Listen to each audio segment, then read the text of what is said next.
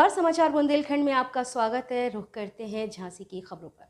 पंडित दीनदयाल उपाध्याय सभागार में चित्रकूट मंडलों की रवि गोष्ठी हुई आयोजित। उत्तर प्रदेश सरकार के कृषि मंत्री हुए शामिल। आपको बता दें कि झांसी के पंडित दीनदयाल उपाध्याय सभागार में सोमवार को झांसी और चित्रकूट मंडलों की रवि गोष्ठी आयोजित हुई। इसमें सभी 7 जिलों से आए अधिकारी और किसान शामिल हुए।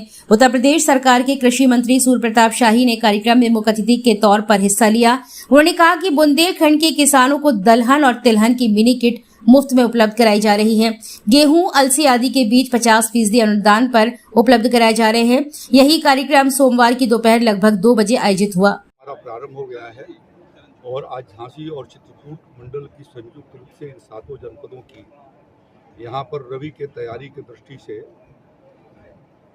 रवि गोष्ठी संपन्न हुई है और उसमें कृषि विभाग से संचालित, उद्यान विभाग से संचालित योजनाएं और पशुपालन की से जो कार्यक्रम किसानों के आर्थिक उन्नति के लिए चलाए जा रहे हैं उसके बारे में विस्तार पूर्वक उनको जानकारी दी गई है।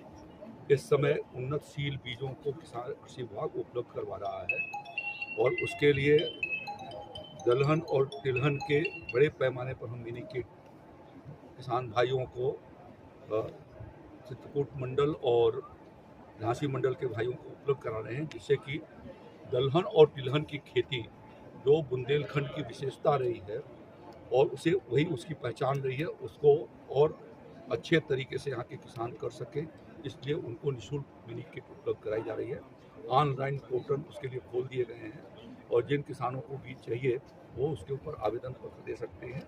लक्ष्य के अनुसार उन जनपदों के भीतर वो बीज वितरित किए जाएंगे। इसी प्रकार से गेहूँ, चना, मटर, मसूर, राई और सरसों और अलसी के तीसी जिसको कहा जाता है, इनके बीज भी 50% अनुदान पर हमारे बीज गोदामों पर पहुंच गए हैं।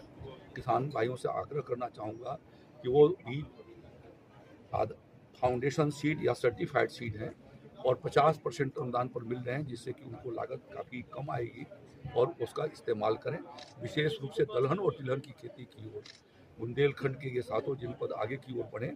प्रधानमंत्री जी ने 11 तारीख को प्रधानमंत्री धन धान्य योजना प्रारंभ किया है, जिसमें इन 7 जनपदों को उसके भीतर कवर किया गया है। वो विशेष रूप से उस योजना का लाभ ये सब बुंदेलखंड वासियों को मिल सकेगा। इसी प्रकार से दलहन मिशन जो उन्होंने प्रारंभ किया, दलहन मिशन में हम आज इसी बात को फोकस कर रहे थे कि बुंदेलखंड में राज्य के तुलना में अच्छी प्रोडक्टिविटी है, कुछ जिलों से पीछे है, लेकिन ये थोड़ा कोशिश करें तो हम उसके मुकाबले में पहुंच सकते हैं। तो इसलिए किसानों को मैंने कहा है कि समय से उसकी खेती को करें, तकनीकी यंत्रों का इस्तेमाल करें और साथ साथ में अच्छे प्रकार के बीज और वैरायटी लगाएं। यह उनके लिए ज़रूरी है। गेहूं की खेती करने के लिए लाइन सोइंग में भी करते हैं तो उनको फर्टिलाइज़र की भी कमी आएगी और साथ साथ में उनका उत्पादन और उत्पादकता भी उससे बढ़ेगी।